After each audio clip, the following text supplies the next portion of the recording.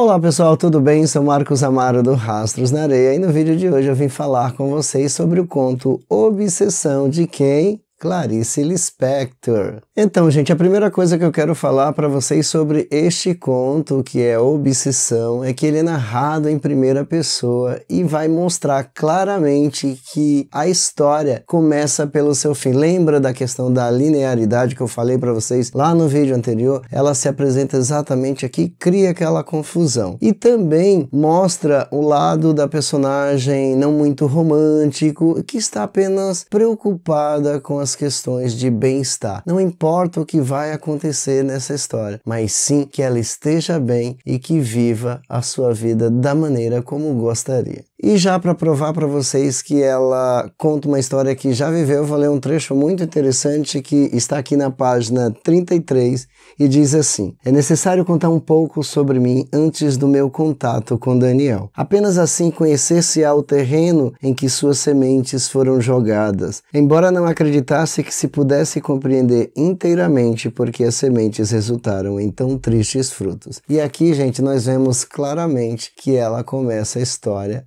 já contando lá do final, e isso é muito interessante. Se você não prestar atenção, acabar se confundindo e aí não tendo uma leitura agradável e não muito produtiva. E a narrativa se apresenta de maneira muito tensa, muito angustiante, e você sofre demais com as indiferenças e parece que nada vai acontecer, que o mundo vai desabar. É um poço completamente sem fundo. E aí nós conseguimos ver uma poesia, uma poética extremamente confusa que nos deixa assim boquiabertos. Por quê? Porque primeiro ela apresenta Daniel, depois ela apresenta Jaime como seu esposo e começam as perguntas. Meu Deus, que confusão, que loucura! Enquanto isso, a personagem feminina é um mistério, um segredo a ser desvendado. Pelo menos para mim, que fiz a leitura desse conto, eu achei sensacional. E é exatamente neste momento que entra a maestria dessa mulher maravilhosa, Clarice Lispector. Ela nos transporta e nos confunde com o mundo só dela. E logo em seguida ela nos brinda com suas verdades disfarçadas de poesia. E é exatamente neste momento que ela nos apresenta a Cristina, aquela que a gente tanto queria saber, o nosso mistério, o nosso segredo. E tudo parece que vai ficar muito agradável, muito leve, muito intrigante, porém intenso e íntimo. Não pense que foi fácil descobrir o nome da personagem Cristina. Por quê? Porque ela vivia uma vida de muita escuridão, de muito vazio. Ela se perdia em seus próprios pensamentos.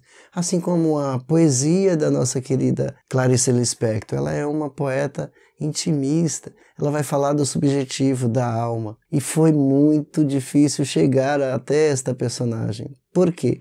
Porque ela estava ali no seu momento de reflexão mais profundo. E ela voltou no tempo, voltou para a casa dos seus pais e lembrou que lá ela não poderia viver os seus próprios sonhos e que viveu a vida inteira à mercê de seus pais. E quando ela conhece Jaime, ela realmente descobre que de fato está vivendo a mesma vida que viveu anteriormente à casa dos seus pais. E essa coisa chata, essa mesmice, essa rotina diária, a fez com que dentro da casa de Jaime ela se colocasse em devaneios e invadisse uma obscuridade dentro do seu próprio eu. E agora eu vou ler dois trechos que são muito interessantes, que estão lá nas páginas 34 e 35 e que vão mostrar exatamente esse momento de intimidade. O primeiro diz assim: às vezes, melancolia sem causa escurecia meu rosto, uma saudade morna e incompreensível de épocas nunca vividas me habitava. Nada romântica, afastava-as logo como um sentimento inútil que não se liga às coisas realmente importantes. Quais? Não as definia bem e englobava-as na expressão ambígua, coisas da vida. Jaime, eu, casa, mamãe. Então aqui mostra que ela viveu a vida toda dentro desse mundinho de certo, que tinha que ser cuidadora da casa, cuidar dos filhos se ela tivesse e manter uma aparência de um casamento feliz. E o próximo diz assim, ó: denso véu isolava-me do mundo e sem o saber, um abismo distanciava-me de mim mesma. Gente, é incrível. E toda essa reflexão a gente pode ampliar para vários pontos que são interessantes. E isso é o mundo de Clarice Lispector, é o seu mundo intimista, aquele que nos transporta e nos leva para um outro mundo, o mundo de sua própria personagem, um mundo só dela e que nós temos o privilégio de habitar. E parece que tudo estava escuro, mas um momento de luz surgiu em sua vida e Cristina, infelizmente, ficou adoecida e para ter uma boa melhora foi aconselhada a viajar para outro lugar. Ela foi para Belo Horizonte, ficar alguns dias aí em uma pousada para que ela tivesse uma melhora agradável. E lá ela conhece Daniel, o responsável por todas estas mudanças que ocorreram em sua vida. Sabe aquela Cristina toda certinha? Agora nós teríamos uma nova Cristina, porque uma luz havia aparecido lá no final do túnel. E agora ela encontrava um novo mundo, um mundo que se mostrava vívido, cheio de esperança e que estava prestes a espantar toda a escuridão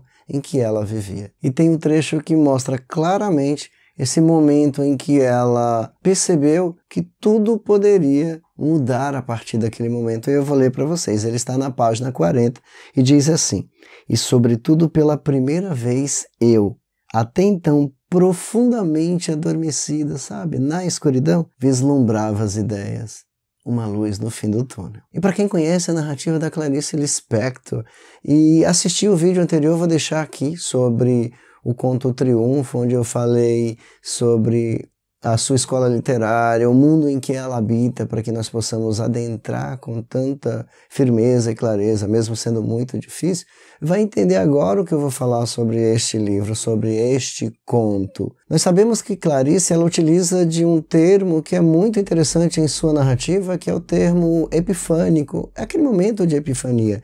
E esse momento em que ela se descobre uma outra pessoa em que estava na escuridão e a partir do momento que ela conhece Daniel, ela poderia enxergar a luz e foi aquilo que aconteceu, teria sido o nosso momento de epifania. Se Daniel não fosse tão cruel com ela, ele simplesmente a humilhava, ele a tratava como se fosse uma escrava, ele era o professor e ela a aluna. Porém, ele era simplesmente o detentor do poder e ela jamais poderia questionar ou argumentar, trazendo novas ideias. E mesmo assim, diante de toda esta humilhação, Cristina aceitava. E ele falava que ela tinha uma inteligência lá não muito grande, ele ria demais dela, e ela aceitava tranquilamente, de forma passiva. E aí nós entramos na questão do relacionamento abusivo, que é a mulher aceitar tudo que o homem coloca para ela, apresenta só por uma questão de necessidade. Eu não posso dizer que isso seja amor, porque amor é totalmente diferente. Mas com Cristina, gente, não foi diferente. Ela passou a sonhar, ela queria ter seus próprios sonhos. E o amor, onde fica o amor? E qual seria o papel de Daniel nesta relação? Será que Cristina o amava como ela sempre mostrou aqui no conto desde o início? Ou ela apenas queria ser que nem ele, sabe? Esse cara inteligente, que decidia tudo sobre sua vida e tinha uma postura firme. Será que era isso mesmo? E dando prosseguimento à leitura deste conto, nós vamos perceber, nós vamos descobrir que Cristina teve de voltar para casa e lá ela não soube lidar com a situação, com essa distância entre ela e Daniel. Houve um conflito de ideias e ela acabou tomando uma atitude não muito agradável, não muito interessante, mas que parecia uma luz no fim do túnel para ela até aquele ponto, que foi voltar. E voltou para Belo Horizonte para morar com quem, gente? Morar com Daniel. E a partir do momento em que ela está diante de Daniel, morando com ele, vivendo ali todos os dias, conhecendo de verdade o homem que ele se mostra dia a dia, ele simplesmente continuou a mesma pessoa, sendo grosseiro com ela, ele ria, ele a humilhava e ela aceitava aquilo de bom grado. Mas um certo dia ela sai para passear e demora um pouquinho mais do que era o normal. Quando volta para casa, ela encontra Daniel sentado no sofá, se mostrando indiferente, com um certo rancor, um olhar pesado. Vamos dizer aqui um certo ciúmes. E quando este momento de indiferença se mostra, nós entramos no famoso termo que Clarice sempre usa em suas obras, a epifania. Ela percebeu que ele também necessitava dela, que ele não era tudo aquilo que se mostrava, ele não era o alicerce, o arremate de toda essa vida, essa construção em que ele mostrava para ela essa inteligência. Não, ele necessitava dela. E aí ela deu um basta. A luz de verdade entrou pelo túnel e iluminou aquela passagem linda e maravilhosa. E foi quando ela voltou para casa.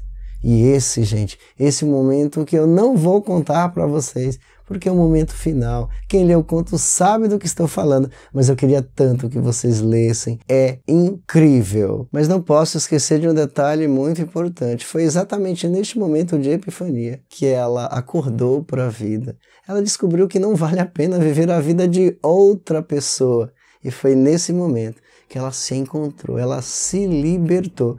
E tem um trecho aqui que está na página 63 e que eu quero ler para vocês. Olha o que diz. Como entender-me? Por que de início aquela cega integração e depois a quase alegria da libertação? De que matéria sou feita onde se entrelaçam, mas não se fundem os elementos e a base de 1000 outras vidas? Sigo todos os caminhos e nenhum deles ainda é o meu. Fui moldada em tantas estátuas e não me mobilizei. Gente, é simplesmente lindo. Você viaja nesse trecho.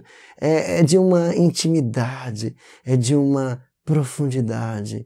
É você invadir a alma desta personagem. Isso é muito vivo. Isso é extraordinário. É simplesmente Clarice Lispector. Como eu já disse antes, não vou contar para vocês o final deste conto. Eu quero que vocês leiam, mas eu tenho umas perguntas para que a gente possa debater, discutir e refletir. Por que será que ela só tomou uma atitude, finalmente, aquela atitude majestosa de uma mulher decidida, a partir do momento que ela foi morar com Daniel? Ela precisava morar com ele para tomar essa atitude? Eu estou aguardando a sua resposta em relação a isso. Eu tenho a minha, mas a sua é muito mais importante neste momento. Agora eu quero voltar à próxima pergunta para as duas personagens masculinas, que são o Jaime e o Daniel. Qual o papel dessas duas personagens na sociedade? Será que eles eram felizes ou eles não conseguiram colocar em prática todas as suas vontades, os seus desejos, os seus sonhos, em especial o Daniel, que se mostrou tão decidido, tão cheio de